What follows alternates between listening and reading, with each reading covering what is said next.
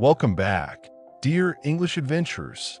In today's episode of Learn English with the Hobbit, things are getting a bit rougher for Bilbo and the company. As they travel deeper into wild lands, the comforts of home begin to disappear, and the reality of adventure starts to settle in. It's cold, rainy, and guess what? Gandalf is missing. But even in difficult times, there's so much English to learn from the journey. So grab your tea and let's explore together.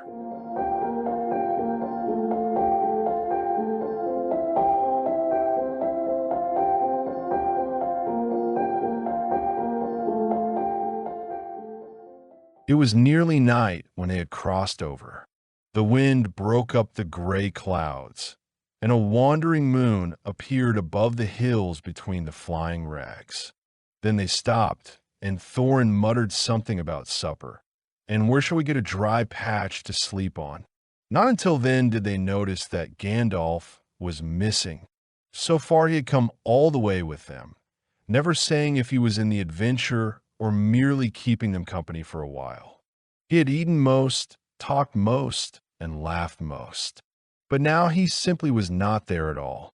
Just when a wizard would have been most useful to, groaned Dori and Nori, who shared the hobbits' views about regular meals, plenty and often. They decided in the end that they would have to camp where they were. They moved to a clump of trees, and though it was drier under them, the wind shook the rain off the leaves, and the drip, drip was most annoying. Also, the mischief seemed to have got into the fire. Dwarves can make a fire almost anywhere out of almost anything, wind or no wind. But they could not do it that night, not even Oin and Gloin, who were specially good at it. Then one of the ponies took fright at nothing and bolted. He got into the river before they could catch him. And before they could get him out again, Philly and Keely were nearly drowned, and all the baggage that he carried was washed away off him. Of course, it was mostly food, and there was mighty little left for supper, and less for breakfast. There they all sat glum and wet and muttering, while Oin and Gloin went on trying to light the fire and quarreling about it. Bilbo was sadly reflecting that adventures are not all pony rides and May sunshine, when Balin, who was always their lookout man, said, "There's a light over there." There was a hill some way off with trees on it, pretty thick in parts. Out of the dark mass of the trees, they could now see a light shining, a reddish, comfortable-looking light, as it might be a fire or torches twinkling.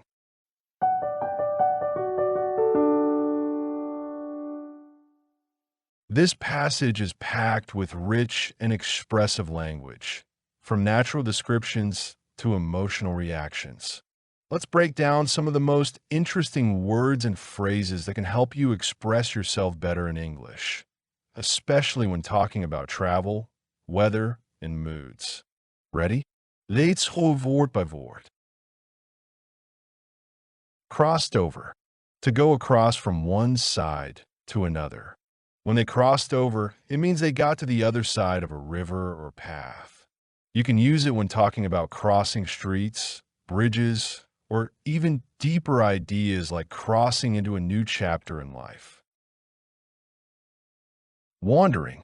Moving around without a specific direction. A wandering moon is one that appears to float around the sky. The word wandering can also describe someone who travels without a plan. Rags. Torn or worn-out pieces of cloth. Here, flying rags describe fast-moving pieces of clouds, as if the sky was made of ripped fabric being blown by the wind. Muttered. Spoke in a low or unclear voice, usually annoyed. Thorin muttered about supper. It means he grumbled softly, maybe to himself or without wanting to be heard clearly. Supper. An evening meal. Supper is a traditional term for dinner. It's still used in many English-speaking regions, especially in storytelling or rural settings. Patch, a small area or piece of ground. A dry patch means a small spot on the ground that isn't wet. It's what the group hoped to find to sleep on. Was missing, not present, gone. When they realized Gandalf was missing, it means he had disappeared or wasn't with them anymore. Merely means only or just. Was he merely keeping them company? Means, was that the only thing he was doing? It adds a slight tone of understatement. Groaned, made a sound of discomfort or frustration. Dwarves groaned when Gandalf wasn't there. This shows they were annoyed, disappointed, or tired. Share the Hobbit's views. Had the same opinion as Bilbo. It means they agreed with Bilbo, especially about wanting regular, comfortable meals. Clump, a small group of trees or bushes. A clump of trees is a tight bunch of trees growing close together, good for hiding or sheltering. Drier, less wet. The area under the trees was drier than the open space, even though it wasn't completely dry.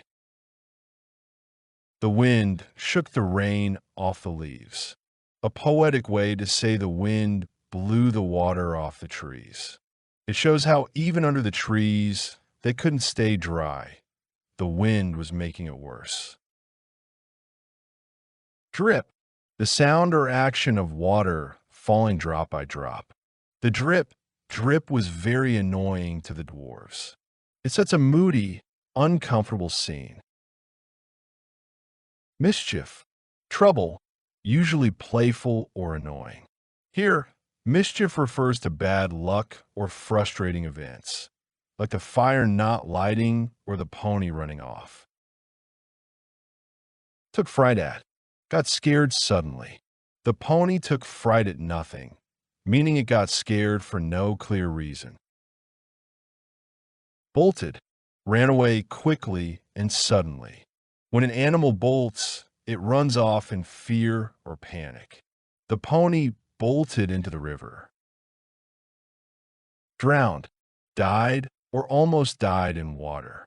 Philly and Keely nearly drowned trying to save the pony. That means they were very close to being submerged completely. Was washed away off him. Was taken off by the water. The pony's baggage was washed away. The water pulled everything off its back. Mighty, very or extremely, used for emphasis. Mighty little left means very little. It adds emotional color to how small the amount of food was.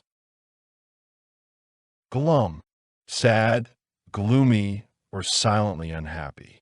Everyone was glum, wet, hungry, and silent. The mood was low. Quarrelling, arguing, or fighting with words. Oin and Gloin were quarreling while trying to light the fire. It shows tension in the group.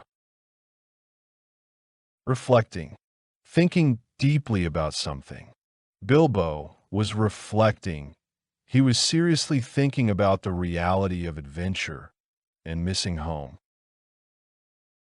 Look out, a person who watches for danger or interesting things. Balin was the lookout, the one who checks the area and notices things like lights or movement. Mass, a large group or pile of something. A dark mass of trees means a thick, shadowy group of trees on a hill. Reddish, slightly red in color. The light they saw was reddish, like a fire or torch, not bright white, but warm and flickering. Torches, long sticks with fire used to light the way. They thought the light might be torches, old-fashioned lights used in fantasy or medieval stories. Twinkling, shining with small, quick flashes. The lights were twinkling, which means they looked like they were flickering or sparkling from far away.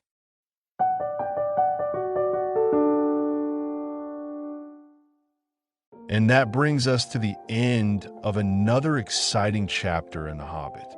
As Bilbo steps into darker lands, we too have stepped into more advanced vocabulary. Remember, the deeper the story goes, the more powerful your English becomes. Don't worry if some words still feel new. Repetition and context will help them stick. So keep practicing, stay curious, and I'll see you in the next episode. Until then, keep adventuring in English.